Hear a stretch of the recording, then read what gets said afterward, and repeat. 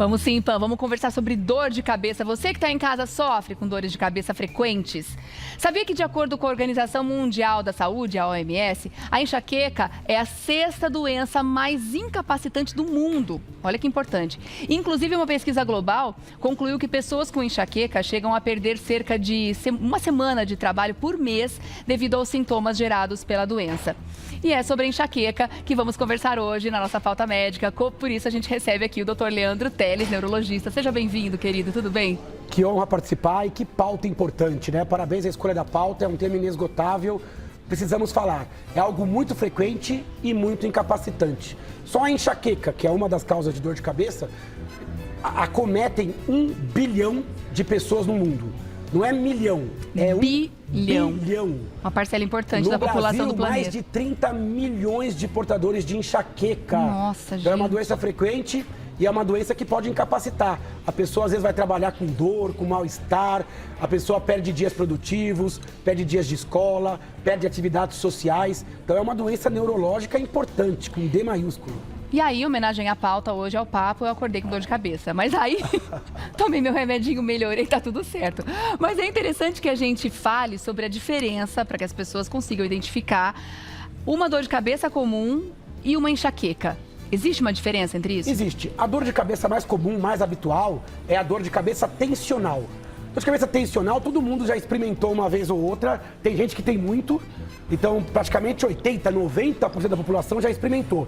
É uma dor comum, é uma dor bilateral, meio em aperto ou em peso. Então, é uma dor constante, de leve a moderada intensidade.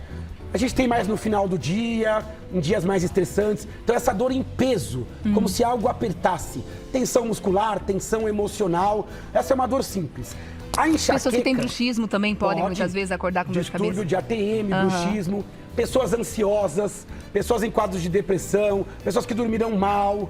Então, essa dor tensional, ela pode durar 30 minutos até 7 dias. É uma dor tensional. Tá. O pessoal fala que é a dor comum, mas é patológica se for muito frequente.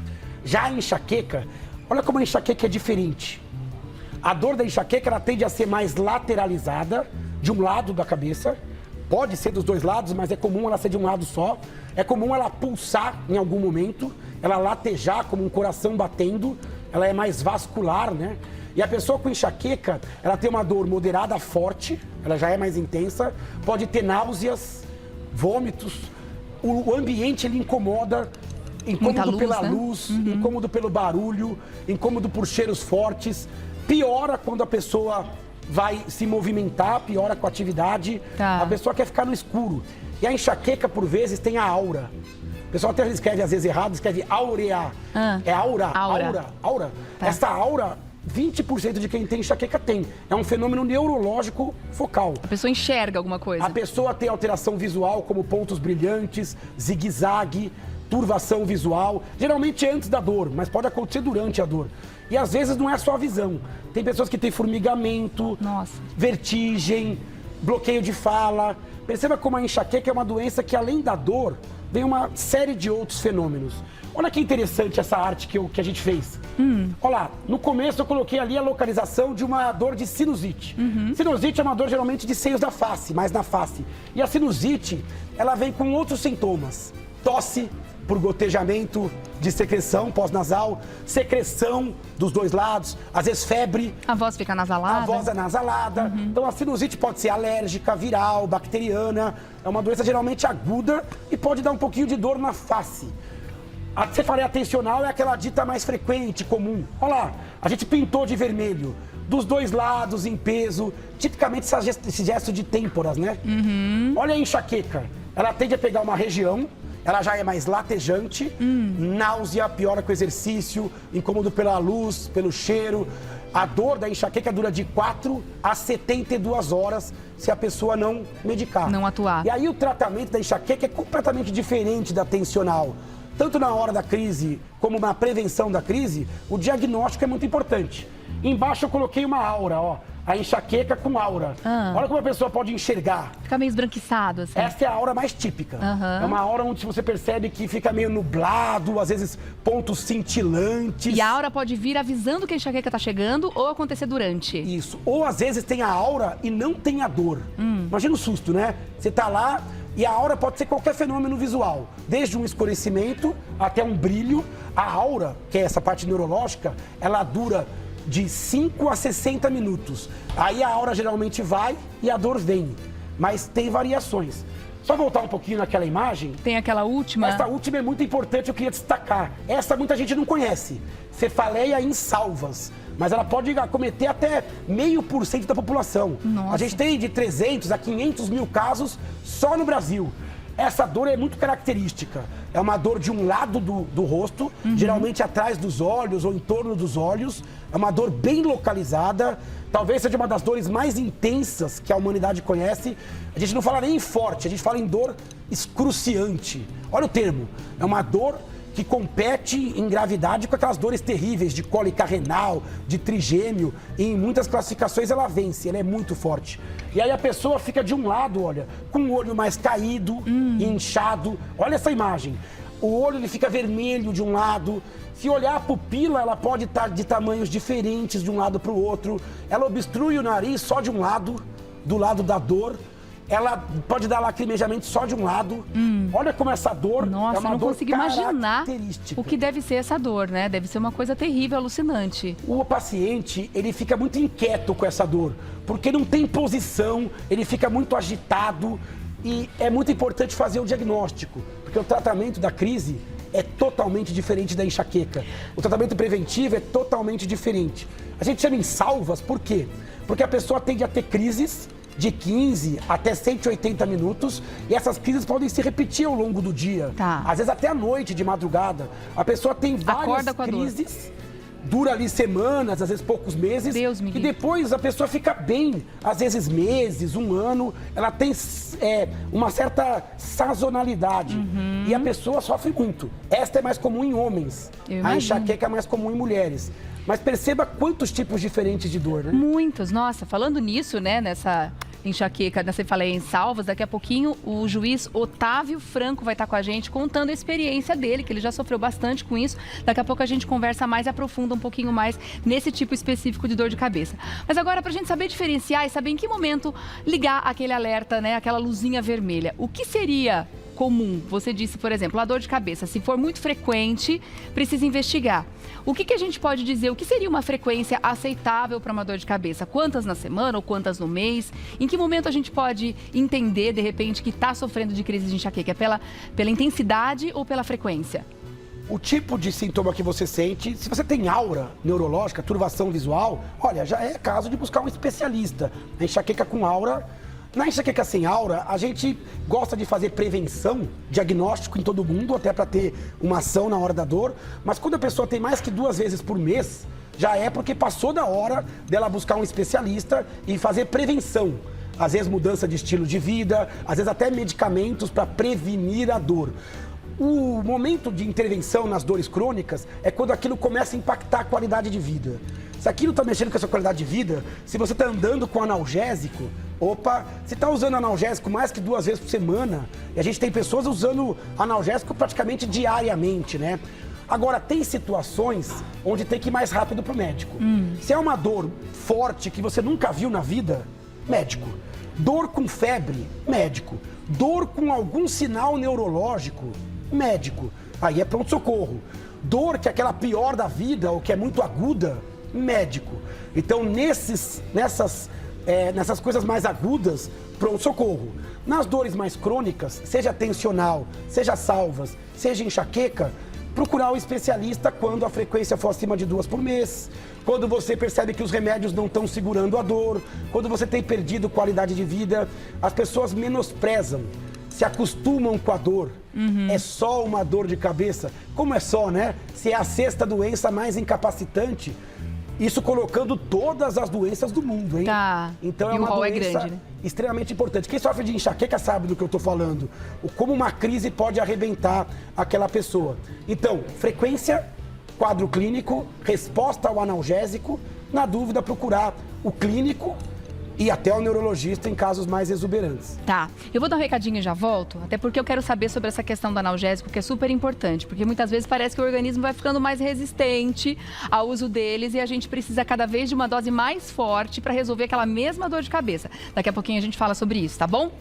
Porque tem assunto, hein, gente? Dor de cabeça é uma questão aí, como o doutor já disse, né? Muito incapacitante e muito importante que a gente preste atenção no que está acontecendo com o próprio corpo. Como a gente estava falando sobre a cefaleia em salvas, agora quem vai participar com a gente também, além do doutor Leandro, é o Otávio Franco, que é conselheiro da Abraces, Associação Brasileira de Cefaleia em Salvas e Enxaqueca. Seja bem-vindo. Muito obrigado, Regiane. Tudo bem? Tudo ótimo. Agora tá tudo bem, que você descobriu qual é o problema, né? Pois é, e você sabe que foi nesse programa, né? Eu achei essa história incrível, Pois é. gente. Conta. Então quer dizer que numa conversa, aqui no Mulheres, Sim. você suspeitou que o seu problema poderia ser esse. Eu já, claro, já tinha a doença, mas eu não sabia o que eu tinha. Eu tinha passado durante muitos anos por muitos diagnósticos errados, Tá. feito muitos tratamentos errados, né? E eu não sabia o que eu tinha. Aí um dia, assistindo esse programa, 1999, faz Ai, tempo. que demais.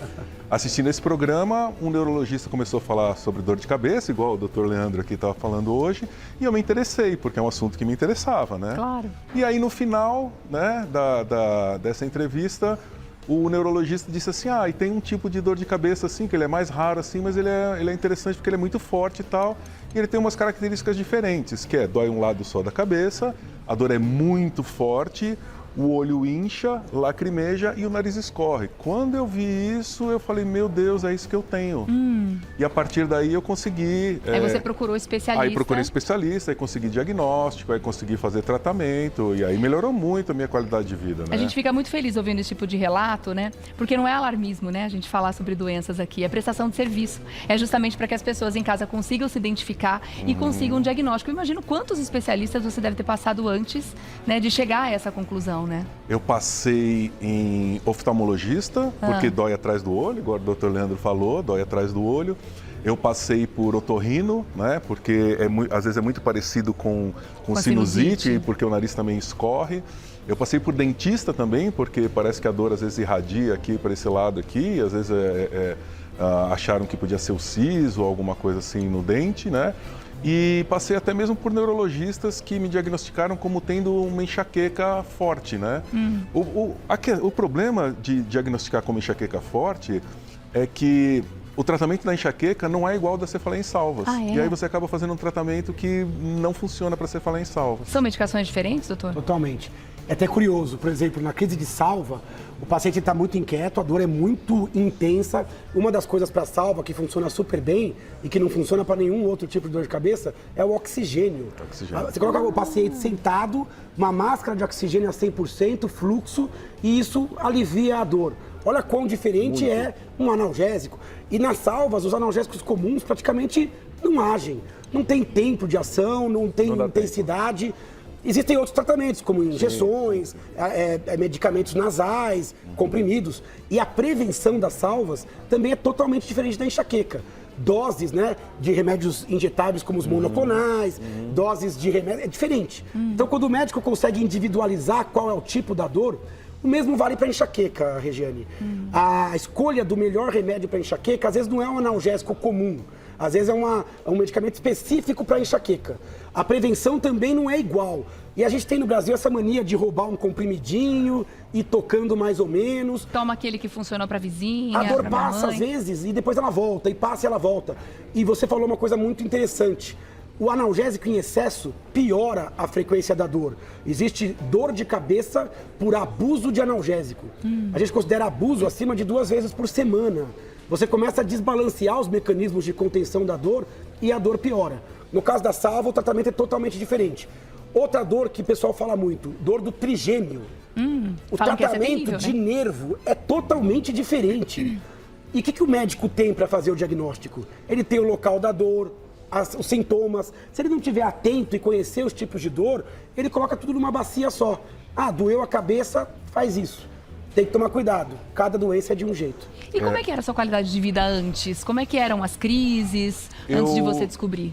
eu tinha mais ou menos uma crise por ano, geralmente na mesma época do ano, que essa também é uma característica da cefaleia em salvas, que o Dr. Leandro falou sobre isso, que ela tem uma sazonalidade, então ela aparecia sempre perto do final do ano.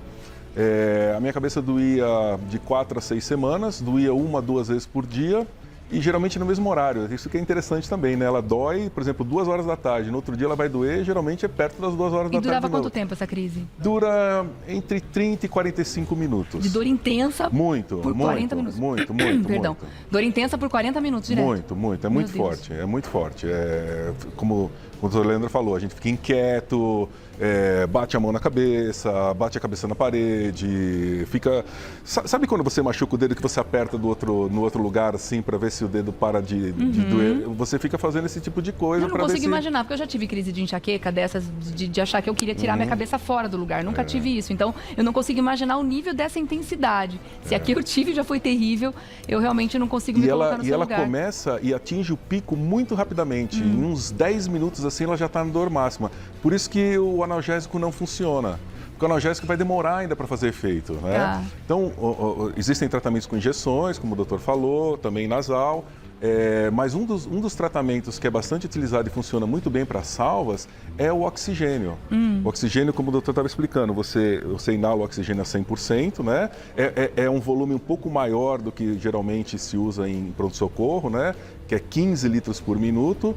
E você inalando esse oxigênio, para a maioria dos pacientes, consegue abortar a crise, principalmente se utilizar logo no começo, né? Então eu mesmo, quando eu estou em crise, quando eu percebo que as crises vão começar, que a gente percebe, né? Eu já alugo um cilindro de oxigênio e deixo ele na minha casa, né? É grande, né? Não dá para ficar levando de um lado para o outro, mas eu já deixo ele em casa e quando eu sinto que vai começar a dor, eu já faço o tratamento com oxigênio. Não funciona sempre, mas assim, 80% das vezes, se eu pegar bem no comecinho assim, eu consigo abortar a crise. Eu tenho assim como uns 10 minutos de dor e aí a dor passa. Tá. Então, mesmo fazendo um tratamento preventivo hoje, as crises podem acontecer. Podem, mas fazendo o tratamento preventivo, elas ficam mais espaçadas, né? Elas ficam menos frequentes e a dor, quando vem, também pode vir menos intensa, né? Então, o tratamento preventivo é importante, mas o tratamento agudo também é importantíssimo, porque na hora da dor é desesperador a dor. Deve ser enlouquecedor mesmo, né? Vamos fazer um paralelo para a gente finalizar rapidinho. Qual é a relação da enxaqueca com o AVC? Que acho que é um alerta importante também para a gente fazer, doutor. A enxaqueca é uma doença complexa, uma doença neurológica complexa, tem bases genéticas e alguns gatilhos. Tem mulher que tem mais enxaqueca no período perimenstrual. Lembrando que mulher tem 2 vezes mais enxaqueca, 2 a 3 vezes do que o homem, principalmente entre a primeira e a última menstruação. Noites mal dormidas ou excessivamente dormidas, consumo de álcool, saltar refeições. Então é muito importante fazer controle dos hábitos de vida e saber o que tomar na hora da crise. E alguns vão fazer tratamento preventivo. Aí eu vou dividir a enxaqueca em 2 tipos, sem aura e com aura. Sem aura, a enxaqueca tem pouca relação com o AVC. Pouca. Então, a enxaqueca sem aura, a gente acompanha, mas não limita muito algumas coisas. Na enxaqueca com aura, existe um discreto aumento do risco de AVC. Discreto. Principalmente quando essas auras são muito prolongadas.